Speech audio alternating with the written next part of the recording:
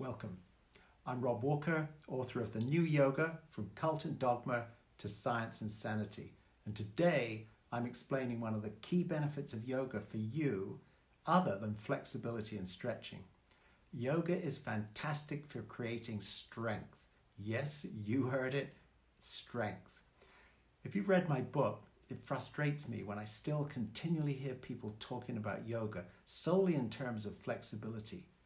That has its value, but perhaps even more useful is strength and the many other benefits I'll be talking about here in the coming weeks.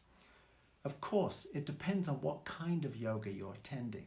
You won't likely build much strength in a restorative or a yin yoga class, although they have great value in other respects. My classes, both in person, live online and recorded, almost always include a significant component of strengthening asanas or postures. And I've noticed a huge improvement in my regular students in terms of holding the more challenging poses for longer and with more steadiness through building endurance. Let's take some examples. I'm sure you've all done downward dog or Adho Mukha Svanasana.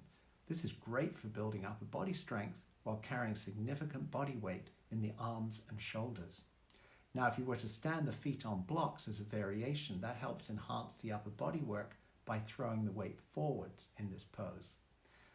Supposing you transition into plank or phalakasana as it's called in yoga, now you have even more challenge to the upper body.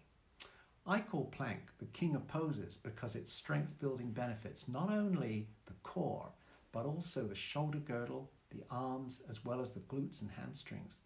While plank can be modified by keeping the knees on the ground, none of my regular students needs to do this now. You can make plank even more challenging with moving to the forearms, raising one leg, and so on. I always pair plank with side plank or Vashisthasana.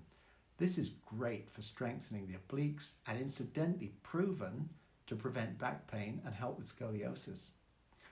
While we have to be careful with Chaturanga Dandasana or yoga push-up, this pose also benefits strength in the same way as planks.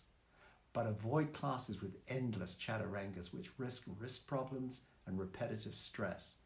That's a subject of a future video here. So you see, we don't have to go to the gym to strengthen ourselves. We can use our own body weight in a more natural set of movements. As you progress in your yoga practice, you might bring more weight onto the upper body with crane or crow pose, Bakasana in Sanskrit. And from there, I like to take people who are ready and motivated up into handstands, Adho Mukha Vrikshasana, and then there's forearm balance, Pincha Mayurasana. But I only teach these in person as there is significant risk if the student's not ready or the pose is cued and assisted inaccurately. So if you want to build strength in yoga, you can register on my website to do one of my live, online, recorded, or in-person classes. And you can read for free my book's chapter on strength in yoga by going to my blog on the subject. I hope this has been helpful. To get more understanding of the many benefits of yoga, click on the subscribe button below.